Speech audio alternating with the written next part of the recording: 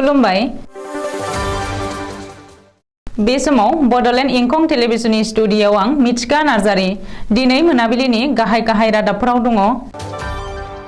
Guwahati rail स्टेशनाव गोबांथार बिबांनि हेर'इनजों लोगोसे साथाम स्मागलारखौ हमदों। शिलंआव आसामनि केब ड्राइभारफोरनि सायाव उदखार। सिलचर रेल स्टेशनाव सानै बांलादेशी हमदों। सालाकाटिनि थारं दैसायाव ना हमनो थांनानै सासे सुबुंनि जिउ खहा।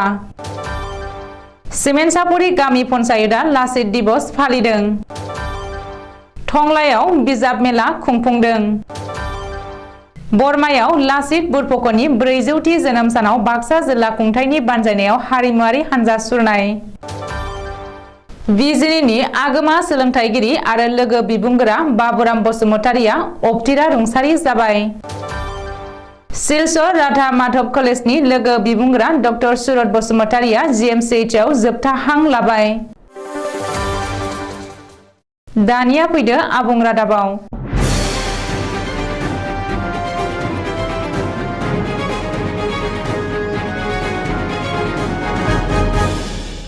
गुवाहाटी नोगोरमायाव फिन गोबांथार बिबांनि ड्राग्स हमनो हादों।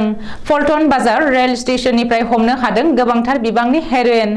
रिपर्ट बादिब्ला पल्टन बाजार रेल स्टेशनाव रेलवे रैखाथि बिफाना दिनै 9 पेकेट हेर'इन बोखांनो हादों। बेजों लोगोसे साथाम ड्राग्स स्मागलारफोरखौबो हमनो हायो। गुवाहाटी नोगोरमानि सिसुबारिनिफ्राय हमनो हादों साथाम ड्राग्स स्मागलारफोरखौ। गोबांथार बिबांनि हेर'इनजों लोगोसे हमजानाय ड्राग्स फालांगिरिफोरखौ मणिभूषण कुमार, रतेश कुमार आरो फारुक आहमेद होननानै सिनायथिनो हादों।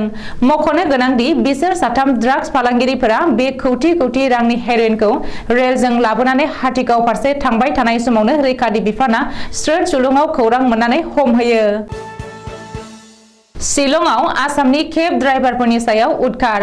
आसाम मेघालयनि गेजेराव फिन दाङाबाजि सोमजिनायनि उनावनो शिलंआव आसामनि माखासे केब ड्राइभारफोरा सैनांदों होननानै खौरां मोनदों। जाउनाव आसामनि माखासे केब ड्राइभारफोरा शिलंआव समखिखांनो गोनां जादों। रिपर्ट बादिब्ला शिलंआव आसामजों लोगोसे गुबुन गुबुन रायजोनि दावबायारिफोर आरो 200सो आसामनि मटर गारिफोरा थाबथानानै दङ। गुबुन फारसे शिलंआव आसामनि केब ड्राइभारफोरखौ मेघालय पुलिसआ जेबो रोखोमनि मदद खालामाखै होननानै केब ड्राइभार गोख्रों अजद होदों। बेल' नङा, आसामनि रेजिस्टार गारि मटरफोरखौबो हटेलनिफ्राय बाहेर खालामहरदों। मेघालयआव दासिम आसामनि गं 6 गारिफोरखौ सावना होनायनि खौरां मोनदों। मख'नो गोनांदि मेघालयनिफ्राय फैनाय गारि मटरफोरखौ फैहोदोंब्लाबो आसामनिफ्राय मेघालयआव गारि हाबहोआखै। बबेखानि आसाम रेजिस्टार गारि नुयोब्लानो मेघालयनि सुबुंफोरा गाग्लोबदों। जाउनाव आसामनि माखासे गारिफोरा मेघालय नम्बर लागायनानै मेघालयनिफ्राय बाहेरायाव ओंखारनो लादों होननानैबो मिथिनो हादों। काछार जिल्लानि सिलचराव सानै बांलादेशी हमदों। सिलचर रेल स्टेशननिफ्राय हमनो हादों सानै बांलादेशीखौ। बबेखानि सिलचर रेल स्टेशननिफ्राय हमनो हानाय सानै बांलादेशीखौ तकर फकीर आरो मिजानुर रहमान होननानै सिनायथिनो हादों।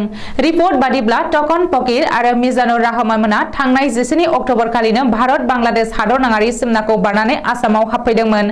दालालनि जोहै आसामाव हाबफैदोंमोन सानै बांलादेशी नोगोरारिया आरो बेनि उनाव केरालायाव थांनानै गंसे कम्पानियाव खामानि मावहैदोंमोन। नाथाय केरालानिफ्राय आसामाव फैफिननाय समावनो सिलचर रेल स्टेशनाव सानैबो बांलादेशीखौ हमनो हायो।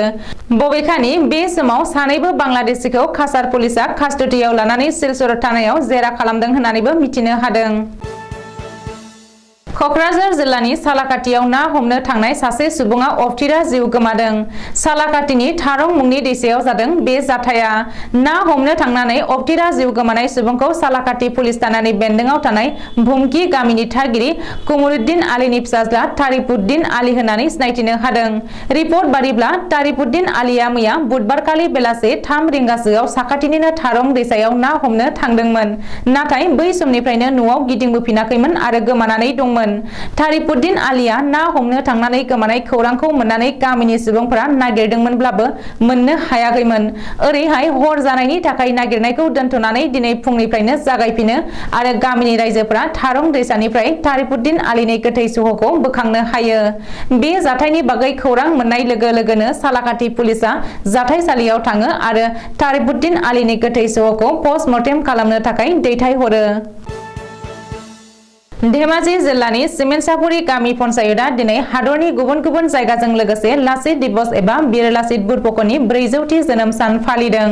लाचित बरफुकननि 400थि बोसोर जोनोम सान फालिनाय हाबाफारिजों लोब्बा लानानै सिमेन्टसापुरि गामि पन्चायतआ वीर लाचित बरफुकननि जिउ जारिमिन लिरनाय, बिबुंथि, रनसाय लिरनाय, बाथ्रा दान्थेनाय बादायलायनाय बायदि बायदि हाबाफारिखौबो लानाय जायो होननानै मिथिनो हादों। मख'नो गोनांदि आसाम सरकारा बिथोन होनाय बायदियै रायजोनाङै खना खनला 7 साननि गुबुन गुबुन हाबाफारि लानानै वीर लाचित बरफुकननि 400थि जोनोम सान फालिदों। अदालगुरि जिल्लानि टंला नोगोराव सानब्रैनि मेहेरगोनां हाबाफारिजों बिजाब मेला खुंफुंदों।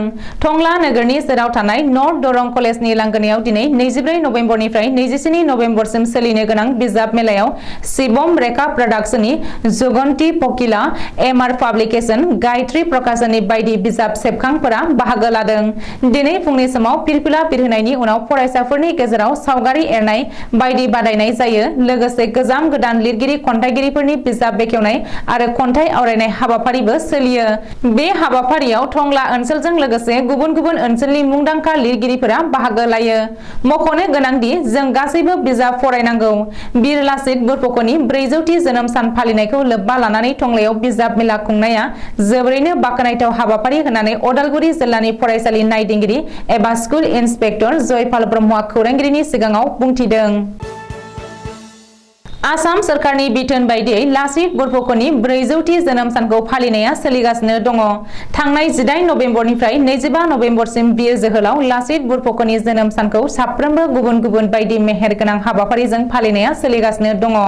आसाम रायजोनि गुबुन गुबुन ओनसोलफोरजों लोगोसे दिनै बाक्सा जिल्ला खुंथायनि बानजायनायाव लाचित बरफुकननि 400थि जोनोम सानखौ लोब्बा लानानै बरमा हिनजावसा गोजौ फरायसालिनि नांलानिफ्राय बरमा फरायसालिमासिम मोनसे हारिमुआरि हानजा सुनाय हाबाफारिखौ दिन्थिफुंनाय जायो। बे हारिमुआरि हानजा सुनाय दिन्थिफुंनाय हाबाफारियाव बाक्सा जिल्लानि जिल्ला बेंगिरि मासान्दा मेगदालिन पार्टिन, बाक्सा जिल्ला पुलिस बिफाननि एसपि राजेन सिंह, जिल्ला बिफाननि फोसावथिं बिफानारि निजोरा बर', बरमा सार्कलनि मावख'आरि मीनाक्षी बर्मन, बाक्सा जिल्ला सोलोंथाइ बिफाननि बिफानारि भबेन देउरि, बाक्सा जिल्लानि सिङाव थानाय गुबुन गुबुन फरायसालिनि फरायसुला फरायसुलिफोरा बायदि गुबुन गुबुन हारिमुआरिफोरखौ दिन्थिफुंनानै हानजा सुनायाव बाहागो लानानै जाफुंसार होयो।